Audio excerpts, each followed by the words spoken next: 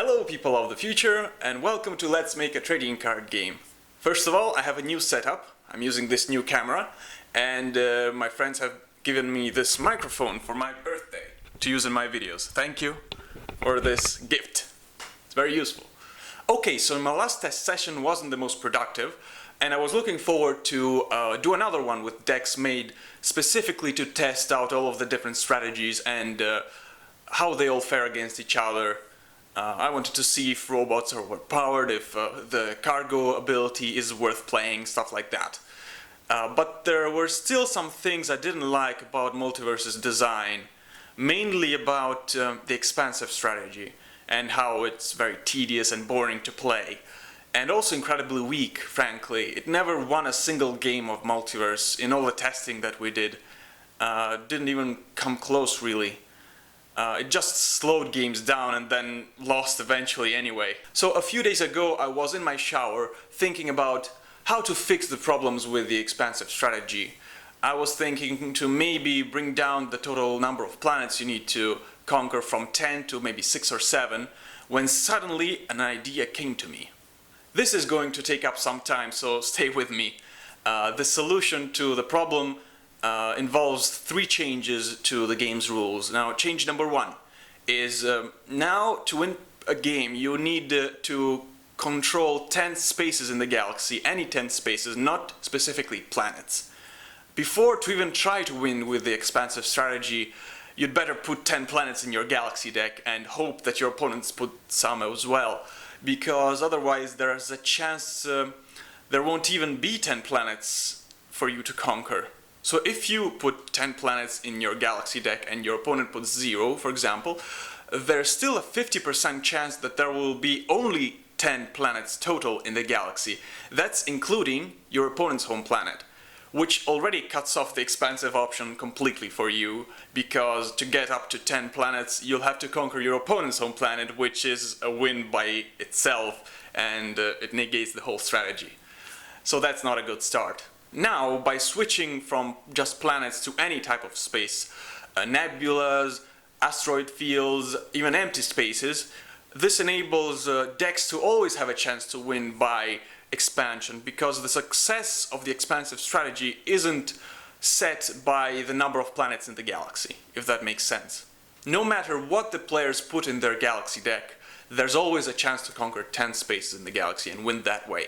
Honestly, removing this restriction doesn't even hurt the flavor of the game, and it makes the rules a bit simpler and more streamlined overall, which is always a good thing.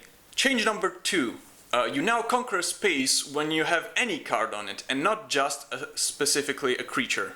So structures count as well, and if you've got a drone or a robot, they're structures.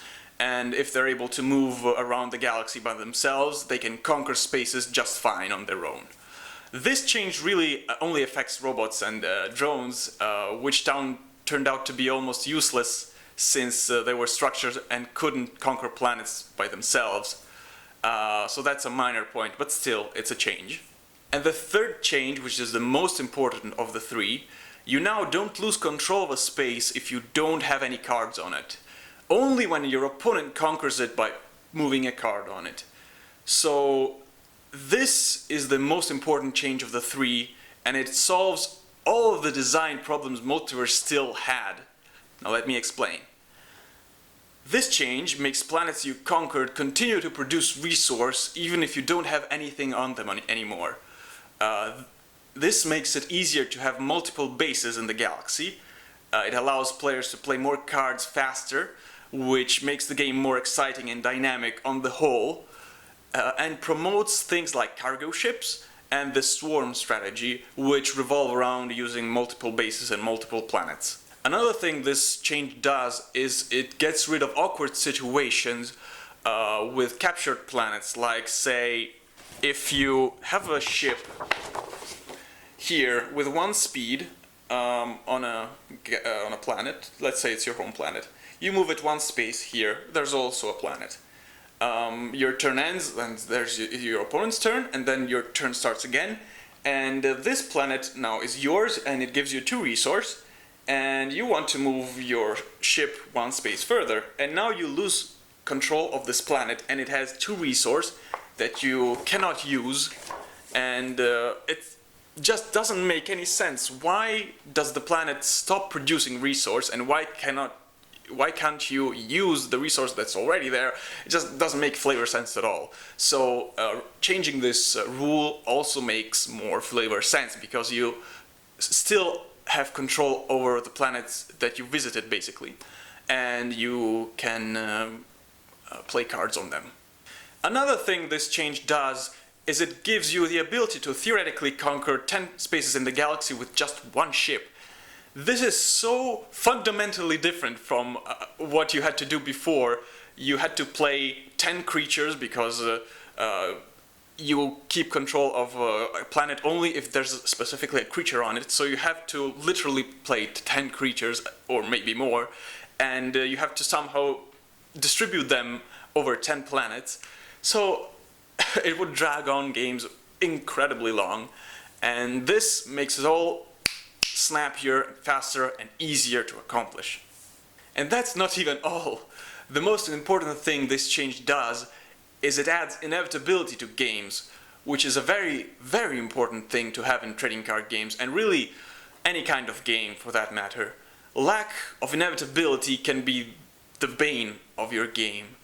I'm not sure I'm using the word correctly, but from what I understand, inevitability is the thing that makes one player win after a certain amount of time, even if nothing changes in the game, if no cards are played or if no actions are taken.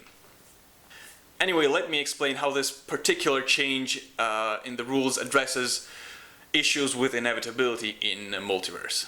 Okay, so a few months ago I sent out test decks to you guys, my subscribers, and I received a lot of useful feedback. Some of you pointed out that when you played against someone with the same deck or very similar decks, which is called a mirror match, games would drag on, and cards would counter each other, players wouldn't be able to get an advantage over the other. Basically, the games devolved into stalemates, and it makes players really bored, which is a problem that I somewhat addressed since then by adding cards that cost a lot of resource and flip the game in your favor. But still, mirror matches made for kind of dull and grindy games, and they could theoretically go on forever. Now, however, with this change in the rules, even if players are evenly matched, even if they play with very similar decks and they counter each other's cards and moves, and they conquer spaces in the galaxy back and forth from each other, the game will still end with one player winning after not even that long a period of time. That's because a galaxy has 19 spaces on it, and if all 19 spaces are conquered by one of the 2 players, one player will control 10 planets, at least, and the other will control 9, no more than 9. So this means that if the entire galaxy is explored, there is a winner. There has to be. This takes care of stalemates almost entirely, and it will become very difficult to make games last a long time. So realizing all of this made me ecstatic. I had these 2 design problems I had to fix with Multiverse, the expansive strategy and dealing with stalemates, and a few simple rules changes simultaneously made the expansive strategy a viable option, a viable alternative to the direct strategy. It gave you a reason to explore the galaxy in every game. It created in-game dynamics of direct versus expansive strategy. It added inevitability to games, it broke up stalemates, made games generally flow faster, added what else did it do? It made games more interesting and more fun, basically. How many birds can you kill with one stone? To be sure that these problems are really solved, I'll have to organize another test session. I've already made some decks. Look at them. Like I made a red deck that focuses on the direct approach. I've made a green deck which focuses on the expansive strategy with the new rules. And some 2-color decks that explore like the cargo ability, the shields mechanic, the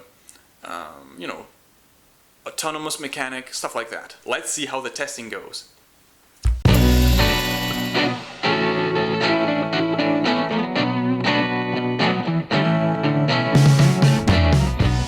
Okay, so I've been testing the new decks with the new rules, and unfortunately, right after the first test session, I realized that my microphone was off.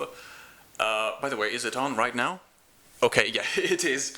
That just tells you how familiar I am with my own equipment. Anyway, I have to tell you that these past test sessions have been completely different from the previous ones. For one thing, the expansive strategy won a couple of times, which just makes me happy. Also, I realized that the game has become a bit too fast with the new rule changes, but this can be easily fixed with just bringing down the speed of certain cards of ships and drones and stuff like that. That's not a major gameplay issue, it's just a balance issue. Also, many actions ended up costing either too much or too little, but that's understandable because I have a power curve for creatures and for structures, but for actions it's kind of harder to determine how much an action should cost. I just felt like certain cards had to cost 1 or 2 or 3, and I'll have to move these numbers around, and that's again not a problem. Wow, the game is so much different with these rules changes. It looks like I finally managed to fix all of the problems I still had with the design of the game. In one go, by the way. I'll have to update the rules, the Word document where I write the rules down, and maybe see if there are other small things to tweak and improve, but otherwise it looks like I'm finally done with the design of Multiverse, and it's time to move on to development. Okay, so this is the rulebook for Multiverse. It's been a long time since I've touched this thing. It still only had 4 colors. I'm so glad, by the way, that I found a way to incorporate all 6. The game is so much deeper this way.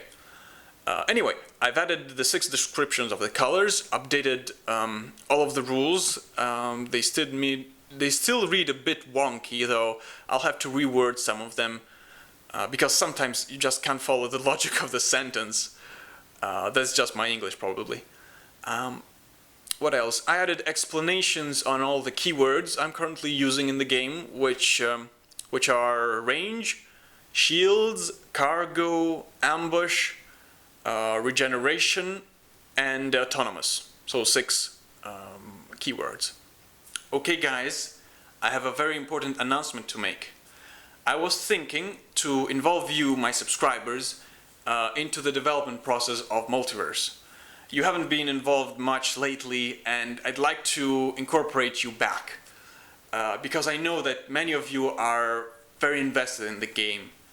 And what better way to do it than giving the opportunity for you to play and test out Multiverse by yourself. Now I know that many, if not most of you, are looking forward to playing Multiverse when it comes out, so I've decided to send you guys sheets of cards that you can print out and make decks from, so that you can help out with the development process or just share your thoughts on the game. I've sent test decks to many of you guys before, and you proved to be incredibly helpful and constructive. But a long time has passed since then, and the game has evolved into a completely different creature. Plus, there's a lot more of you now, which is great to know that so many people are interested in Multiverse. And now more than ever, I need help testing the game to make sure that every card is interesting, every deck can win, and every game is fun. Now these are big words, and I don't have the resource to test all of the possible decks and card combinations by myself or with my friends. I cannot check every scenario and find and eradicate all the game-breaking combinations, and that's where you come in. Now, if you're watching this video, you're probably a fan of the project and want to see it become a reality just as much as me. If that's the case, you would want to make Multiverse into the best trading card game it can possibly be. because ultimately the game isn't just for me, it's for all of you guys, it's for the fans. And just like last time, this offer is valid only to YouTube subscribers. So if you don't have a YouTube account or aren't subscribed to this channel yet, and would like to help out, this is the right time to do it. Okay, so let's assume you're a subscriber. How do you get your cards? Now, you'll have to write to me at info@multiversetcg.com telling me your YouTube account name so that I can check that you're in fact a subscriber, and telling me what color of cards you would like to test. Only one color per person though. I will send you all of the cards in the chosen color, all the commons, uncommons and rares, plus colorless cards and galaxy cards. You'll be able to print them out and try any type of deck you want using the cards of that color. You have a bit more than 2 weeks to send me the email. On November 15th, I will be sending out all of the cards to you guys. And that's when the offer closes, and that's when your test session starts. Of course, you cannot play by yourself.